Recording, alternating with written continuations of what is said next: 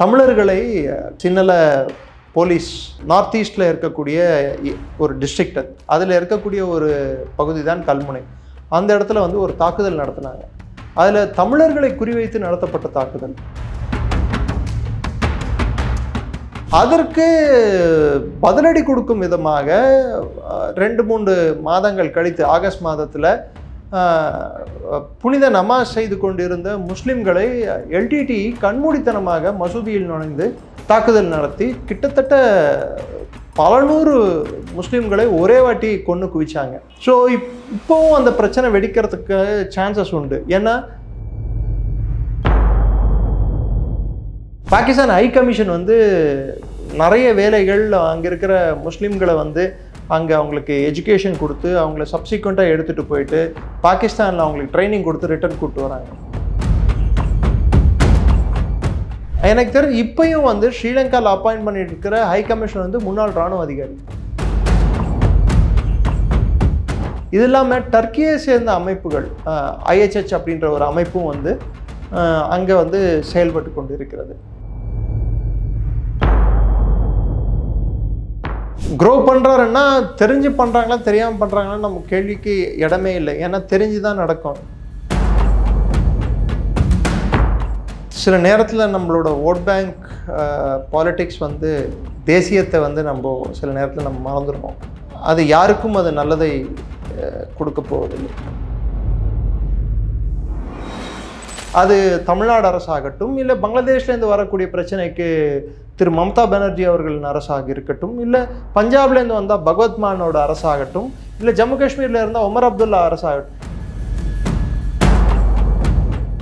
So என்னை பொறுத்த வரைக்கும் security issues has to be seen in the prism of security. அரசியல் சார்ந்து நம்ம பார்க்கக்கூடாது. ஏன்னா இங்கே பாதிக்க போகிற உயிர் உடைமை யாருதுன்னு பார்த்தீங்கன்னா ஒரு இந்திய குடிமகன் இல்லை குடிமகள். தமிழன், தெலுங்கர், பஞ்சாபிக்காரர், பங்காளி, வங்கமொழிக்காரர், காஷ்மீரி இப்படி பார்க்கக்கூடாது. இந்தியன் அப்படின்னு பார்க்க ஆரம்பித்தோம்னா நம்ம இந்த பிரச்சனைகளை ஒழுங்காக அணுக முடியும். ஸ்டேட் சென்டரை குறை சொல்கிறதும், சென்டர் ஸ்டேட்டை குறை சொல்கிறதும். ஸோ அதை திசநாயக்கே வந்து இந்தியாவோட சேர்ந்து நிற்பாரா, இந்தியாவுக்கு எதிர் செல்வாரா என்று நம்ம பார்க்க வேண்டும்.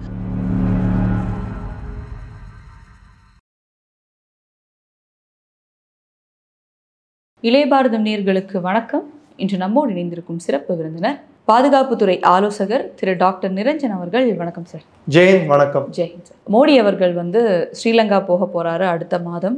ஸோ கச்சத்தீவில் இருக்கும் பிரச்சனை இன்னும் மீனவர்களுக்கு தொடர்ந்து நடந்துகிட்டே இருக்குது அப்படின்றனால மோடி அவர்கள் திசநாயகி அவர்கள் பதவியேற்றதுக்கு அப்புறமா வந்து போகிறாரு அப்படின்றது. ஸோ ஹீஸ் ஐடியாலஜிஸ் கம்யூனல் அப்படின்றப்போ கம்யூனிஸ்ட் ஐடியாலஜி கொண்ட ஒரு பிரசிடென்ட் இருக்காரு. ஸோ மோடி அவர்கள் வந்து போகிறாருன்றப்போ என்னென்ன விஷயங்கள் பேசப்படும் அண்ட் எவ்வளோ நாளுடைய பயணம் இருக்கும்? ஏப்ரல் 5 அவர் ஸ்ரீலங்காவுக்கு செல்வதற்கான வாய்ப்புகள் உள்ளது.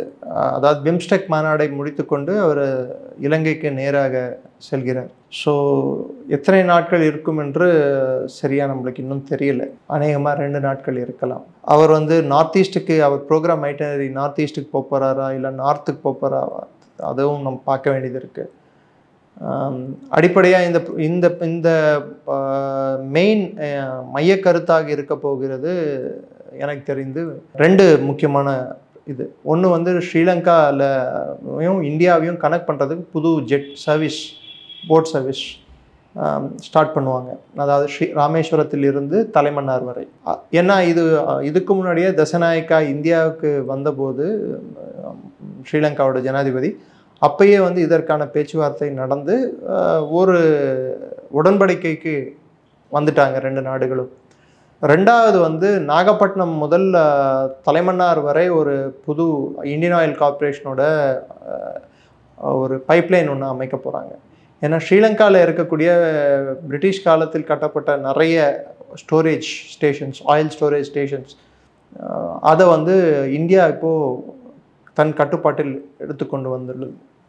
ஸோ இதை பற்றியும் இன்ஃப்ராஸ்ட்ரக்சர் டெவலப்மெண்ட், மக்கள் தொடர்பை மேம்படுத்துவது, ப்ளஸ் ஸ்ரீலங்காவோட பொருளாதாரத்தில் இந்தியா வந்து எந்த அளவுக்கு பங்கு கொடுக்க முடியும்னு சொல்லிட்டு இன்வெஸ்ட்மெண்ட் பேஸ்டு என்ன பண்ண முடியும்னு சொல்லிட்டு இதை நோக்கி தான் அதிகமாக இருக்கும்.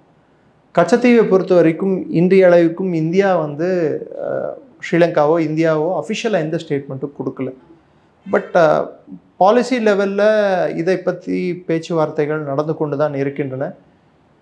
கச்சத்தீவு வந்து ஸ்ரீலங்கா தசநாயக்கே ஒத்துக்கொள்வாரா என்பது ஒரு கேள்விக்குறி தான். இப்போ ஒத்துக்கிறதை தாண்டி மீனவர்கள் வரும்போது இந்த மாதிரியான அரெஸ்ட்டோ அது ஒன்றும் பண்ணாமல் இருக்கலான்ற ஒரு உடன்படிக்கை முன்னாடி வந்து கில்லிங் நடந்தது, இப்போ அது இல்லை.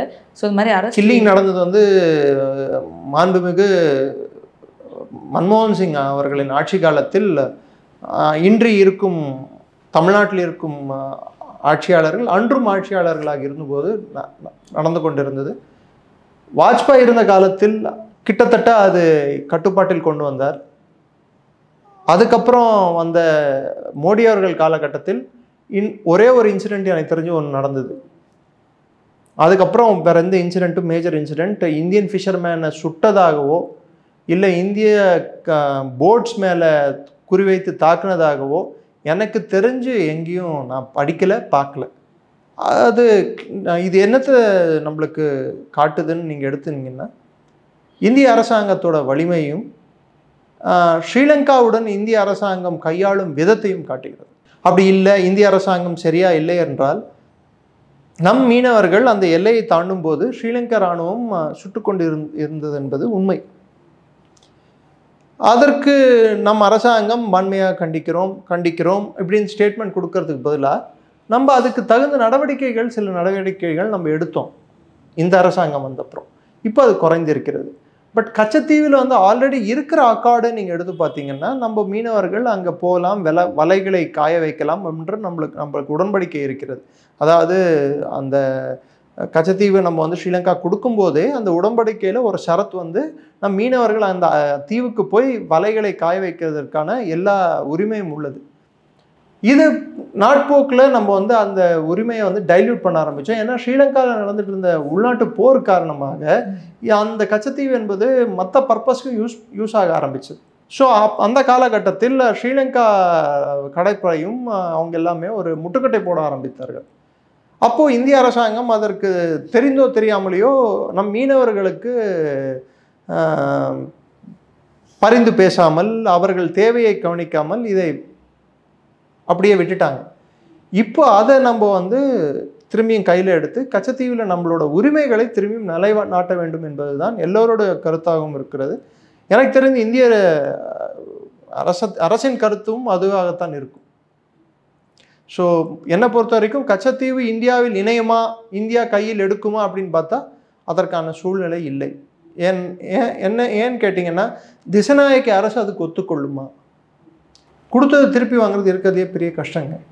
ஏன்னா பாஜக தலைவர் அண்ணாமலை போன்றவர்கள் இன்றைக்கும் வந்து கச்சத்தீவை பாஜக சரி செய்து விடும்ன்ற ஒரு வாக்குறுதி கொடுக்குறாங்க. சரி செய்ய விடும் அப்படின்னு சொல்கிறாங்க தவிர்த்து திரும்பி நம் கையில் எடுப்போம் அப்படின்றாங்களா? அதாவது நம்ம திருப்பி நம் நாட்டின் கட்டுப்பாட்டுக்குள் நம் நாட்டின் தீவாக அதை மாற்றுவோம் என்று சொல்கிறார். So problems will be fixed அப்படின்றது fixed in a different manner. Maybe அதை பஃபர் ஜோனாக மாற்றலாம், அது யாருக்கும் இல்லாத ஒரு இடமாக மாற்றலாம், இல்லை 2 கடற்படைகளும் கண்காணிக்கும் இடமாக மாற்றலாம், இல்லை அங்கே ஒரு போஸ்ட் அமைக்கலாம், எது வேணாலும் நடக்கலாம். இதுதான் சாத்தியமே தவிர்த்து கச்சத்தீவு முழுமையாக வந்து இந்திய கட்டுப்பாட்டு கீழ் வரும், மீட்டெடுக்கப்படும் அப்படின்னு சொல்லிட்டு என்னென்ன ஆணித்தனமாக கூற முடியாது. அதே மாதிரி இப்போது அந்த ப்ரெசன்ட் கவர்மெண்ட்டுடைய மினிஸ்டர்ஸ் வந்து நிறைய குற்றச்சாட்டுகள் வந்து ஸ்ரீலங்காவில் இருக்கும். அந்த இப்போ பாகிஸ்தானில் ஒரு உள்நாட்டு போர் அப்படின்றது மாதிரி இங்கே வந்து சில உள் பிரச்சனைகள் இருக்கிறத வந்து அங்கே இருக்க மினிஸ்ட்ரிஸ் வந்து வெளியிடுறாங்க. ஆமாம், குறிப்பிட்டு சொல்லணும்னா ஒரு வாரம் 10 நாளுக்கு முன்னாடி அவங்களோட மினிஸ்டர் ஃபார் மீடியா ஜெயதிசா, நலிந்த ஜெயதிசா, அவர் வந்து ஒரு அறிக்கை அரசின் சார்பாக ஒரு மீடியா பிரீஃபிங் அறிக்கை கொடுத்திருந்தார். அதன்படி கல்முனை என்ற பகுதியில் இஸ்லாமிய அமைப்பை சேர்ந்த அடிப்படைவாத குழுக்கள் ஒன்று சேருகின்றன. அங்கே வந்து ஒரு மிலிட்டன்சி சம்பந்தப்பட்டு, அதாவது தீவிரவாதத்தை நோக்கி இருக்கும் சில சம்பவங்கள் ஏற்படுவதற்கான சாத்தியக்கூறு உள்ளது என்று கூறியுள்ளார். இதை மினிஸ்டர் ஃபார் பப்ளிக் செக்யூரிட்டி ஆனந்த விஜிபாலா அவரும் ஊர்ஜிதப்படுத்தியுள்ளார். ஸோ ஸ்ரீலங்காவில் ஆல்ரெடி 2019 ஏப்ரல் மாதம் ஈஸ்டர் வெடிகுண்டுகள் வெடித்தன. அதுவும் நார்த் ஈஸ்டில் அம்பாறை ரீஜன்லேருந்து செயல்பட்ட அந்த அமைப்புகள் தான் இதற்கு காரணமாக இருந்தது, நேஷனல் தௌஹீத் ஜமாத். ஸோ திரும்பவும் அதே மாதிரி இந்த அமைப்புகள் ரீக்ரூப் ஆகிறதுக்கு சாத்தியக்கூறு இருக்குது. காரணம் என்னவென்றால், இன்னைக்கு இருக்கும் ஸ்ரீலங்கா அரசு, அதுவும் குறிப்பிட்டு திசநாயக்க அரசு பதவியேற்கும் போதே அவர்கள் அவர் நன்றி சொன்ன விதம் எடுத்து பார்த்தீங்கன்னா, என்னை ஜெயிக்க வைத்த 3 பேருக்கு, அதாவது 3 இனத்தவருக்கு நன்றி சொல்கிறேன்னு சொல்லிட்டு, ஒன்று சின்னலர்கள், இன்னொன்று தமிழர்கள், 3வது முஸ்லீம்கள் அப்படின்னாரு. முஸ்லீமில் சின்னலாக பேசுகிற முஸ்லீம்களும் இருக்கிறார்கள், தமிழ் பேசும் முஸ்லீம்களும். ஏன் முஸ்லீம்களை தனியாக ஏன் சுட்டி காட்டணும்? தமிழர்களில் இந்துக்களும் இருக்கிறார்கள், கிறிஸ்தவர்களும் இருக்கிறார்கள். அதே மாதிரி சின்னர்களில் முஸ்லீம்கள் இருக்கிறார்கள், பௌத்த மதத்தை சேர்ந்தவர்கள் இருக்கிறார்கள், கிறிஸ்தவர்கள் இருக்கிறார்கள். இவர்கள் 2 பேரை மட்டும் மொழி சார்ந்த ஒரு குழுக்களாகவும் முஸ்லீம்களை தனி குழுக்களாகவும் பார்க்க வேண்டிய தேவை எதற்காக ஏற்பட்டது? ஒருவேளை இதுதான் டிப்பிக்கல் கம்யூனிஸ்ட் மென்டாலிட்டியான்னு எனக்கு புரியல. ஸோ அதன் காரணமாக இந்த பிரச்சனையானது இப்போ அவர்களே ஒத்துக்கொண்டுள்ளார்கள். இதை நான் எதிர்பார்த்தது தான். ஸ்ரீலங்காவில் இந்த மாதிரி ஒரு அமைப்புகள் திரும்பியும் தலை தூக்கும், இது அவர்களின் உள்நாட்டுக்கும் பிரச்சனை ஏற்படுத்தும். வரப்போகும் காலங்களில் இந்தியா நிலப்பரப்பிலும் அந்த பிரச்சனை பரவுவதற்கான வாய்ப்புண்டு என்றதுக்கு ஸ்ரீலங்கா அரசின் அறிக்கையே ஒரு ஊர்ஜிதம். இப்போ நீங்கள் சொல்கிற இந்த இஸ்லாமியர்களுடைய அந்த சில ஊடுருவல்கள் பற்றி பேசும்போது, இதே மாதிரி 1990 ஒரு ஹிஸ்ட்ரி இருக்குது இல்லையா, இந்த இஸ்லாமியர் கல்முனை அப்படின்றதும் எல்டிடி.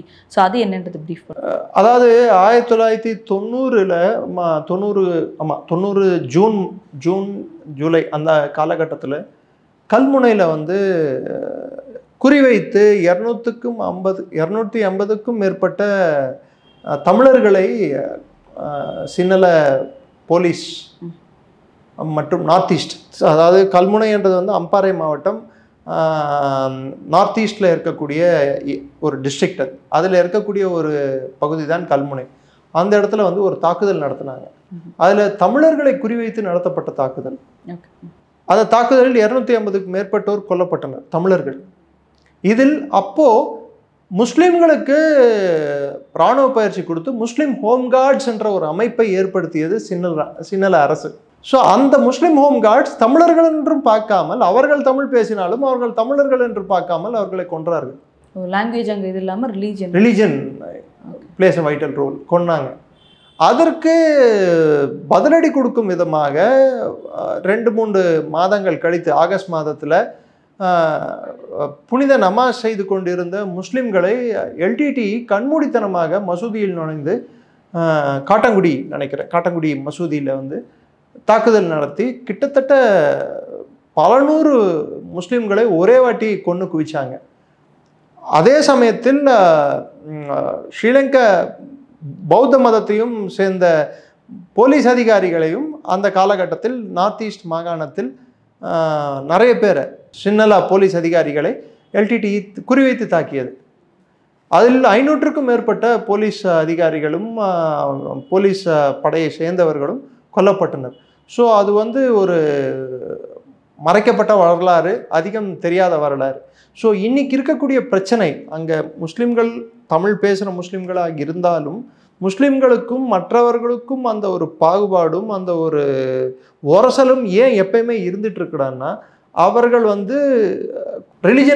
ரிலிஜனை பேஸ் பண்ணி, அவங்க மதத்தை பேஸ் பண்ணி அவங்க போக ஆரம்பித்தாங்க. இது பிற்காலத்தில் 2001 காலகட்டத்தில் கர்னல் பஷீர் வலி என்ற ஒரு பாகிஸ்தானை சேர்ந்த ஒரு அதிகாரி, பாகிஸ்தான் இன்டெலிஜென்ஸ் பீரோவில் இருந்த அதிகாரி, அவரை ஸ்ரீலங்கா ஹை கமிஷனர் அப்பாயிண்ட் பண்ணுறாங்க, பாகிஸ்தான் அப்பாயிண்ட் பண்ணது. அந்த காலகட்டத்தில் ஸ்ரீலங்காவில் எல்இடிக்கு புகலிடம் கிடைக்கிறது. பாகிஸ்தான் ஹை கமிஷன் நிறைய வேலைகள் அங்கே இருக்கிற முஸ்லீம்களை அங்கே அவங்களுக்கு எஜுகேஷன் கொடுத்து அவங்கள சப்சிக்வெண்ட்டாக எடுத்துகிட்டு போயிட்டு பாகிஸ்தானில் அவங்களுக்கு ட்ரைனிங் கொடுத்து ரிட்டர்ன் கூப்பிட்டு வராங்க. ரேடிக்கலைசேஷன், அதாவது எக்ஸ்ட்ரீமிசம், மதத்தை சார்ந்த ஒரு வன்முறை தூண்டும் கோட்பாடுகளை புகுத்த ஆரம்பிக்கிறாங்க அந்த டைமில் 2001 காலகட்டத்தில். பிற்காலத்தில் மெதுமெதுமாக வளர்ந்து என்டிஜே என்ற ஒரு வடிவம் எடுக்கிறது, நேஷனல் தௌஹீத் ஜமாத். அதுதான் நீங்கள் ஈஸ்டர் பாம்பிங்ஸில் நீங்கள் பார்த்தீங்க. அதுக்கப்புறம் கூட ஸ்ரீலங்கா பேஸ் ஆஃப் ஆப்ரேஷன்ஸாக இருந்து இந்தியாவுக்குள்ள சில ஆப்ரேஷன்ஸ் அவங்க நடத்தினாங்க. ஒரு டைமில் பாகிஸ்தான் ஹை கமிஷன் மொத்தமே ஐஎஸ்ஐ அதிகாரிகளாக நிரப்பப்பட்டிருந்தது. அதாவது ஸ்ரீலங்காவில் இருக்கக்கூடிய தூதரகத்தில், பாகிஸ்தான் தூதரகத்தில் வெறும் ஐஎஸ்ஐ அதிகாரிகள் தான் நிரப்பப்பட்டிருந்தனர், எல்லாமே இராணுவ அதிகாரிகள். எனக்கு தெரிஞ்சு இப்பயும் வந்து ஸ்ரீலங்காவில் அப்பாயிண்ட் பண்ணிட்டு இருக்கிற ஹை கமிஷன் வந்து முன்னாள் இராணுவ அதிகாரி, மேஜர் ஜெனரல் ரேங்க்ல இருந்தவர். ஸோ இப்போவும் அந்த பிரச்சனை வெடிக்கிறதுக்கு சான்சஸ் உண்டு. ஏன்னா அங்கே இருக்கிற முஸ்லீம்கள் வந்து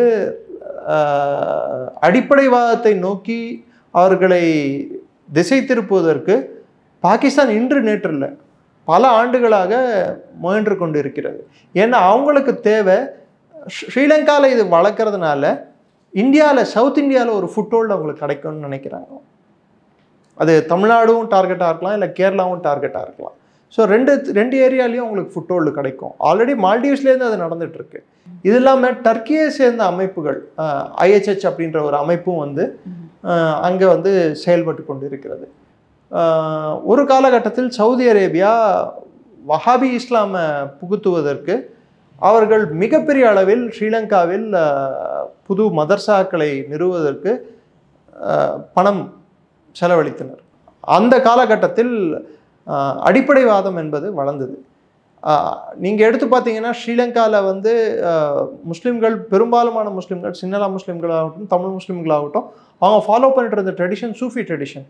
இப்போது சடனாக ஆஃப் லேட் அவங்க வந்து எக்ஸ்ட்ரீமிஸ்ட் ஐடியாலஜி, அதாவது அடிப்படைவாத சிந்தனைக்கு அவர் நோக்கி செல்கின்றனர் என்றால் இதற்கு வந்து உள்நாட்டிலிருந்து இது நடந்திருக்கிறதுக்கான வாய்ப்புகள் கம்மி.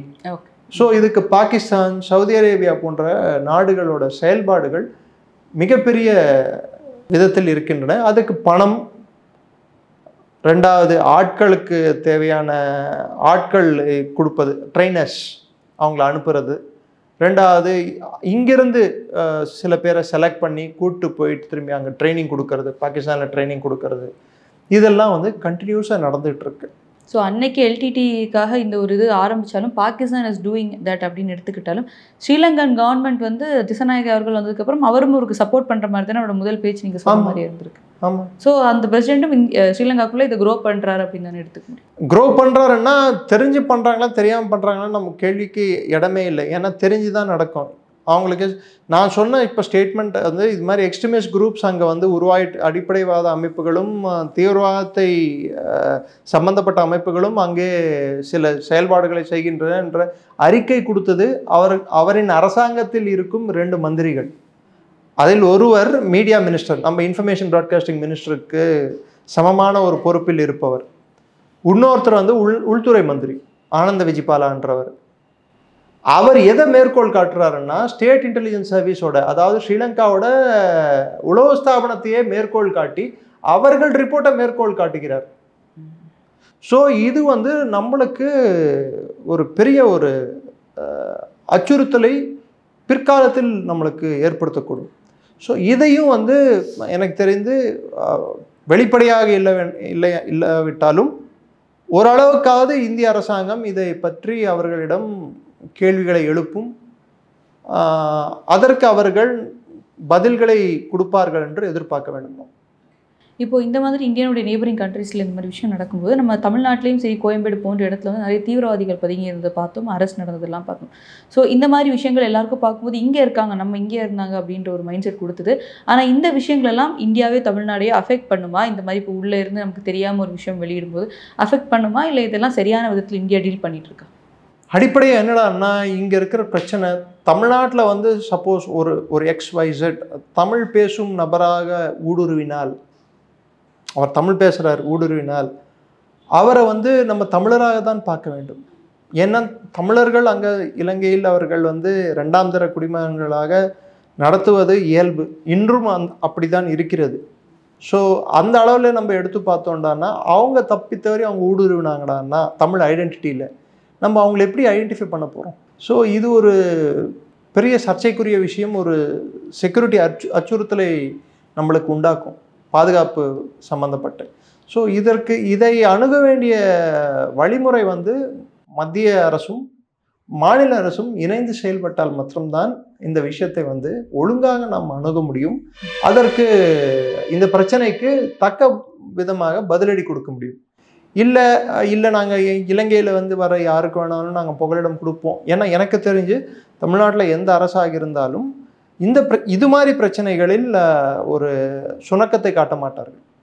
ஆனால் கோயம்புத்தூரில் வந்து அந்த பாம் பிளாஸ்டிக் இதாக இருந்த பாஷா அவருடைய அந்த இறப்புக்கு பார்க்குறோம், தமிழ்நாடு அரசே வந்து அவரை இது பண்ணி அவரோட அந்த இறுதி சடங்கு கூட்டு போகிறதும், இங்கே இருக்க தலைவர்கள் பலரும் வந்து அதை என்கரேஜ் பண்ணுற மாதிரி பேசுகிறது, அவர் வந்து புதைக்கப்படல விதைக்கப்பட்டார்ன்ற சீமான் அவர்கள் தந்தை அந்த இதில் பேசுகிறது. ஸோ இதெல்லாம் வந்து ஒரு என்கரேஜிங் வே தானே. தமிழக அரசு அதுக்கு முட்டுக்கட்டையாக இருக்குன்னு சொல்ல முடியும். சில நேரத்தில் நம்மளோட ஓட் பேங்க் பாலிட்டிக்ஸ் வந்து தேசியத்தை வந்து நம்ம சில நேரத்தில் நம்ம மறந்துடுறோம். அது யாருக்கும் அது நல்லதை கொடுக்க போவதில்லை. பாஷா சம்பவத்தை நம்ம வந்து அதை இறந்த பிற்பாடு இறந்தவரை பற்றி நம்ம பேசுகிறது வந்து என்னை பொறுத்த வரைக்கும் அது தேவையற்ற ஒரு சர்ச்சையை தான் நான் பார்க்குறேன். அவருக்கு நல்லடக்கம் நடந்திருக்கணுமா, அவருக்கு அவர் மதம் சார்ந்த ஒரு இதை வந்து அவருக்கு அளிக்கப்பட்டு இருக்கணுமான்ற கொடுத்துருக்க வேண்டும். பட் அது எந்த விதத்தில் நடந்திருக்க வேண்டும், என்ன ஆயிருக்கு, அது எப்படி பண்ணியிருக்கணும், அரசாங்கம் எந்த நிலைப்பாடு எடுத்திருக்கணுன்றது வந்து அது கொஞ்சம் சர்ச்சைக்குரிய விஷயம். அதற்குள்ளே நான் போக விரும்பலை. அது பல்வேறு காரணங்கள் இருக்கின்றன. அரசியல் காரணமும் ஒன்று. ஏன்னா நான் அரசியல் சார்ந்து நான் பேசுகிறதுக்கு இதில் பாதுகாப்பு சம்மந்தப்பட்டமாக தான் நான் பேசுகிறேன். நான் ஒன்று. ரெண்டாவது, நம்ம வந்து தமிழ்நாடு அரசாங்கமோ இல்லை இந்திய அரசாங்கமோ அடிப்படையாக ஒரு விஷயத்தில் கவனிப்போடு இருக்க வேண்டும். அவர்களின் மாறுபட்ட நிலைப்பாடு உள்நாட்டு பாதுகாப்பை எந்த விதத்திலையும் பாதிக்கக்கூடாது. நீங்கள் கூர்ந்து கவனிக்கணும். நான் சொல்கிறது இந்திய அரசாங்கமோ தமிழ்நாடு அரசாங்கமோ, இந்த அரசாங்கம் அந்த அரசாங்கம் நான் சொல்ல, ரெண்டு பேருமே அவர்களோட மாறுபட்ட நிலைப்பாடால் இந்தியாவுக்கு எந்த விதத்திலையும் இந்திய மக்களுக்கு எந்த விதத்திலையும் அச்சுறுத்தலை உண்டாக்கக்கூடாது. அந்த அச்சுறுத்தல்கள் கடல் தாண்டிய அச்சுறுத்தலாக இருந்தால் இந்திய அரசு அதற்கு நடவடிக்கை எடுக்கும். அதற்கு இங்கே இருக்கும் அரசுகள், குறிப்பிட்ட மாநில அரசுகள் அதற்கு உடன் நின்று செயல்பட வேண்டும். அது தமிழ்நாடு அரசாகட்டும், இல்லை பங்களாதேஷ்லேருந்து வரக்கூடிய பிரச்சனைக்கு திரு மம்தா பானர்ஜி அவர்களின் அரசாக இருக்கட்டும், இல்லை பஞ்சாப்லேருந்து வந்தால் பகவத் மானோட அரசாகட்டும், இல்லை ஜம்மு காஷ்மீரில் இருந்தால் உமர் அப்துல்லா அரசாகட்டும், யாருக்கெல்லாம் நம்ம பார்டரை ஷேர் பண்ணுறோமோ அந்தந்த அரசுகள் இந்திய அரசாங்கத்தின் வழிகாட்டுதலுக்கு இணங்க இந்திய நாட்டோட ஒருமைப்பாடுக்கும் ஒற்றுமைக்கும் பங்கம் விளைவிக்காத வரை செயல்பட வேண்டும் என்பதுதான் முக்கிய கருத்தாக இருக்கும். அப்படிதான் நடக்கும் என்று எதிர்பார்க்கிறோம். நடக்காவிட்டால் அதன் பின்விளைவுகள் அந்தந்த அரசுகளே சந்தித்தும் உள்ளன. ஸோ என்னை பொறுத்த வரைக்கும் security issues has to be seen in the prism of security. அதை வந்து பொலிட்டிக்கல், அதாவது அரசியல் சார்ந்து நம்ம பார்க்கக்கூடாது. ஏன்னா இங்கே பாதிக்க போகிற உயிர் உடைமை யாருதுன்னு பார்த்தீங்கன்னா ஒரு இந்திய குடிமகன் இல்லை குடிமகள். தமிழன், தெலுங்கர், பஞ்சாபிக்காரர், பங்காளி, வங்க மொழிக்காரர், காஷ்மீரி இப்படி பார்க்கக்கூடாது. இந்தியன் அப்படின்னு பார்க்க ஆரம்பித்தோம்னா நம்ம இந்த பிரச்சனைகளை ஒழுங்காக அணுக முடியும். இப்போ நான் சொன்னேன் பார்த்தீங்களா, ஸ்ரீலங்காலேருந்து சப்போஸ் ஒரு தமிழர் என்ற போர்வையில் ஒருவர் வந்தால் அங்கே வந்து ஒரு சிக்கல் ஏற்படும். ஸோ இதுக்கு வருமுன் காப்போம், அதை தடுப்பது தான் சால சிறந்த முறை. அதை நோக்கி தான் எல்லா அரசுகளும் செயல்பட வேண்டும். அதை நோக்கி செயல்படுமா என்று நீங்கள் கேள்வி எழுப்பினால் என்னை பொறுத்த வரைக்கும் எல்லா அரசுகளும் அதை நோக்கி, ஏன்னா எந்த அரசுமே தெரிந்தே தவறுகள் செய்யாது. அதுவும் இது மாதிரி தீவிரவாத சம்பந்தப்பட்ட செயல்களில் ஒருவேளை அவங்கள மிஞ்சி நடந்துருச்சுன்னா அதுக்கு வேணும்னா அவங்க வந்து அவர்களை கவர் பண்ணிக்கிறதுக்கு ட்ரை பண்ணுவாங்களே தவிர்த்து நடக்கணும், உயிர் சேதம் நடக்கட்டும்னு யாரும் சிந்திக்க மாட்டாங்க. அது மாதிரி அரசுகள் இந்தியாவில் இல்லை என்னை பொறுத்த வரைக்கும். பட் நடந்திருக்கா, அதுக்கப்புறம் கவரப் நடந்திருக்கான்னு பார்த்தீங்கன்னா ஆமாம் பண்ணியிருக்காங்க. நிறைய அரசுகள், ஸ்டேட் கவர்மெண்ட்ஸ் பண்ணியிருக்கு. சென்ட்ரலோட இன்ஃபர்மேஷன் இன்புட் இருந்தும் டைமுக்கு ஆக்ட் பண்ண முடியாமல் சில தீவிரவாத செயல்கள் நடந்திருக்கின்றன. அதுக்கு சென்டரை குறை சொல்கிறதும் சென்டர் ஸ்டேட்டை குறை சொல்கிறதும் ஒரு இயல்பான ஒரு நடைமுறையாக இந்தியாவில் இருக்குது. இதுக்கு பல்வேறு காரணங்கள் இருக்குது. அது இந்த ஒரு இதில் நான் சொல்ல முடியாது. ஏன்னா இந்தியாவோட 140 கோடி மக்களுக்கு நம்ம வச்சுட்டு இருக்கிற பாதுகாப்பு கட்டமைப்பு, அதாவது உள்துறை கட்டமைப்பு, குறிப்பிட்டு சொல்லணும்னா நம்மளோட உளவுத்துறை கட்டமைப்பு பொருத்தமானதாக இல்லை. ஸோ அதை வந்து அட்மினிஸ்ட்ரேட்டிவ் சைட்லேருந்து நம்ம பார்க்கணும். பட் ஸ்ரீலங்காலேருந்து நம்ம எடுத்து பார்க்கும்போது இந்த பிரச்சனை டெஃபினட்டாக வந்து நம்ம கூர்ந்து கவனிக்க வேண்டிய பிரச்சனையாக இருக்கும். இது தவிர்த்து இன்னொரு பிரச்சனை இந்திய அரசாங்கம் கவனிக்க வேண்டியது, இந்திய அரசாங்கம் கூர்ந்து பார்த்து கொண்டு இருப்பது, சைனாவோட கப்பல்கள் சிலோனுக்கு வருமா வராதா என்று. ஏன்னா ஜனவரி வரைக்கும் திசநாயக்கை வந்து சைனா கப்பல்களை நான் விடமாட்டேன் என்று சொல்லியிருந்தார். ஸோ இது வரைக்கும் எந்த கப்பலும் வரல. நான் சொல்றது அவங்களோட நேவல் ஷிப்ஸ், கப்பற்படை சார்ந்த PLA பீப்புள்ஸ் லிபரேஷன் ஆர்மி நேவியோட கப்பல்கள், சீன கப்பல்கள் வருவதில்லை கொலம்போக்கோ இல்லை ஹம்பந்துட்டாக்கோ. இது தொடருமா என்று நாம் பார்க்க வேண்டும். ஏன்னா இது இந்தியாவோட ஸ்டேட்டஸ்க்கும் இந்தியாவோட பாதுகாப்புக்கும் அதுவும் ஒரு அச்சுறுத்தல் தான். ஸோ அதை திசநாயக்கே வந்து இந்தியாவோட சேர்ந்து நிற்பாரா, இந்தியாவுக்கு எதிர் செல்வாரா என்று நாம் பார்க்க வேண்டும். ஆனால் திசநாயக்கை எதிர் செல்வதற்கான சாத்தியக்கூறு கம்மி. ஏன்னா இந்தியா இல்லைன்னா அவர்கள் பொருளாதார சரிவை சந்திக்கும் போது சைனா அவர்கள் பாதுகாப்புக்கு வரவில்லை, இந்தியா தான் வந்தது. அங்கே எந்த பிரச்சனை நடந்தாலும் ஃபஸ்ட்டு ரியாக்டிங் கண்ட்ரி வந்து இந்தியாவாக தான் இருக்கும். அது மால்டீவ்ஸே ஆகட்டும் இல்லை ஸ்ரீலங்காலே ஆகட்டும். சைனா வரணும்னா கிட்டத்தட்ட ஒரு கடல் விட்டு இன்னொரு கடலுக்கு வர்ற மாதிரி சவுத் சைனா சீலேருந்து இந்தியன் ஓஷனுக்கு வரணும். ஆனால் Indian ocean by name is Indian ocean, இந்தியாவின் கடல் தான் அது. இதை எந்த நாடாகவும் இருந்தாலும், அது ஸ்ரீலங்காவாக இருக்கட்டும் இல்லை மாலத்தீவாக இருக்கட்டும், இது புரிந்து கொண்டால் அவர்களுக்கு நல்லது.